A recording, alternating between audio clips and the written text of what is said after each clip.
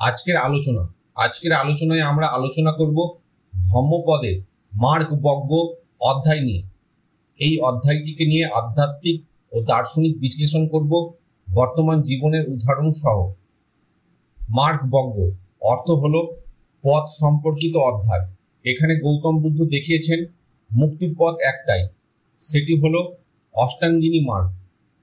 এই অধ্যায়ে তিনি বোঝাচ্ছেন যে জীবনে দুঃখ, লোভ, আসক্তি, ক্রোধ সবকিছুর অবসান ঘটে যখন মানুষ সঠিক পথ বা মার্গ অবলম্বন করে। মূল আধ্যাত্মিক শিক্ষা: অষ্টাঙ্গিনী মার্গই মুক্তির একমাত্র পথ।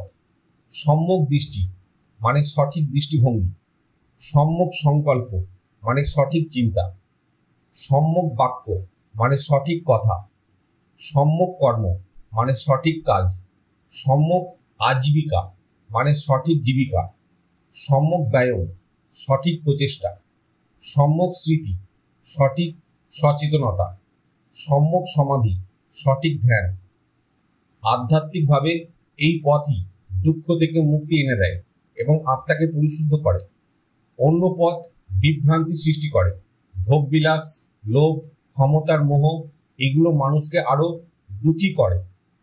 একমাত্র ধর্মের পথই অন্তরে স্থায়ী শান্তি আনে। মধ্যমার্গ আধ্যাত্মিক সমতা।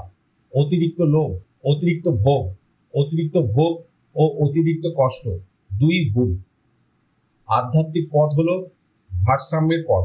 সতর্ক ও সজাগ থাকা জরুরি। মার্গ অনুসরণ মানে প্রতিটি মুহূর্তে সচেতনভাবে থাকা। এতে মন, বাক্য, কাজ সব শুদ্ধ হয়। বর্তমান জীবনের উদাহরণ: ব্যক্তিগত জীবন। একজন যুবক জীবনে সফল হতে চায়। যদি সে কেবল শর্টকাট বা প্রতারণার পথ বেছে নেয়, সে হয়তো অল্প দিন সফল দেখাবে, কিন্তু অস্থিরতা ও ভয়ের মধ্যে থাকবে। কিন্তু যদি সে সততার সাথে ধৈর্য ধরে অষ্টাঙ্গিনী মার্গের নীতিগুলো মানে, তবে স্থায়ী শান্তি ও সম্মান পাবে। পারিবারিক জীবন। সংসারে স্বামী স্ত্রী যদি কেবল ভোগ বিলাসে ডুবে যায়, তখন ঝগড়া, বিবাদ ও অশান্তি তৈরি হয়।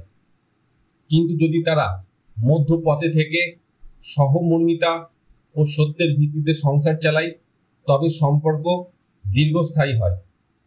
সামাজিক জীবন। সমাজে দুর্নীতি, হিংসা, বৈষম্য তখনই বাড়ে যখন মানুষ ধর্মীয় পথ হারায়।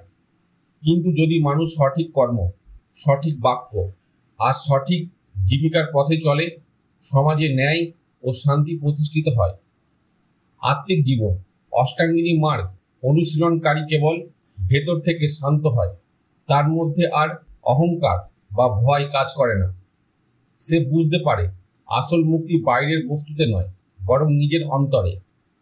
আধ্যাত্মিক শিক্ষা হলো মুক্তির পথ একটাই, আর সেটি হলো ধর্মের সঠিক পথ, অষ্টাঙ্গিনী মার্গ।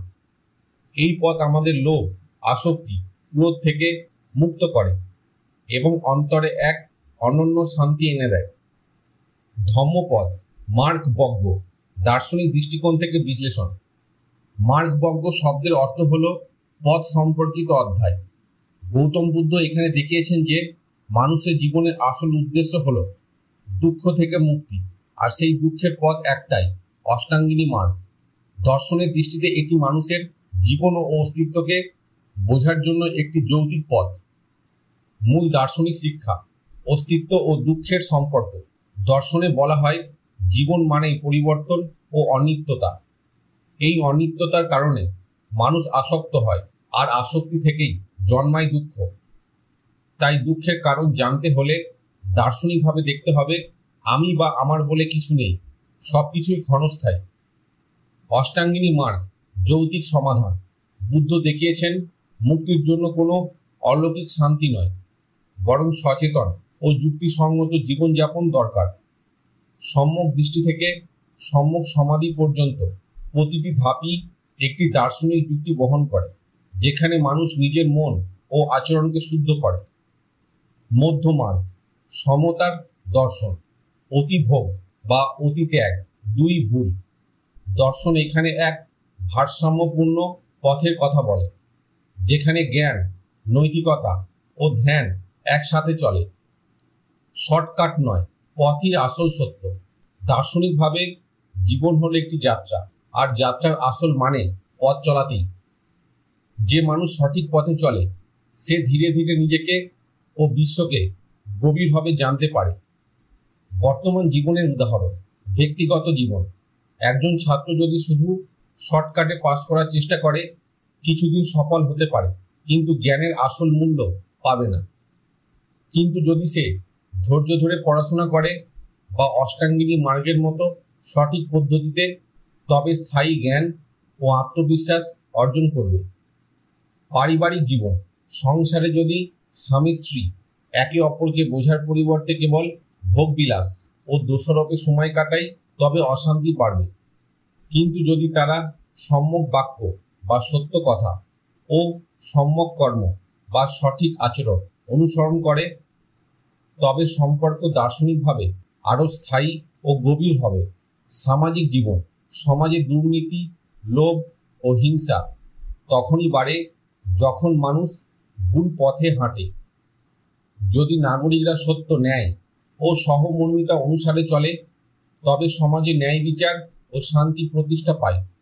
আত্মজীবন, এক কর্মজীবী মানুষ প্রতিদিন দৌড়ঝাঁপে ক্লান্ত। যদি সে কেবল ভোগ বা অর্থকেই উদ্দেশ্য মনে করে, তার মধ্যে হতাশা জন্মাবে। কিন্তু যদি সে দর্শনের আলোতে অষ্টাঙ্গিনী মার্গ মেনে চলে, অর্থ উপার্জন করেও শুদ্ধতা, সততা ও সচেতনতা ধরে রাখে, তবে তার জীবনে শান্তি আসবে। দার্শনিক দিক থেকে মার্গবজ্ঞ শেখায় জীবনের মুক্তির পথ একটাই, সঠিক জ্ঞান, সঠিক কাজ ও সঠিক মনোভাবের সমন্বয়। এটি দেখায় যে জীবন কোনো অলৌকিক শক্তির দ্বারা নয়, বরং সচেতন প্রচেষ্টা ও নৈতিকতার মাধ্যমে গড়ে ওঠে। আজকের দার্শনিক প্রশ্ন, আমি কি ভোগ আর শর্টকাটের পথে চলছি, নাকি সঠিক ও যুক্তিসঙ্গত মার্গে চলছি? আজকের আলোচনা এখানে শেষ হলো।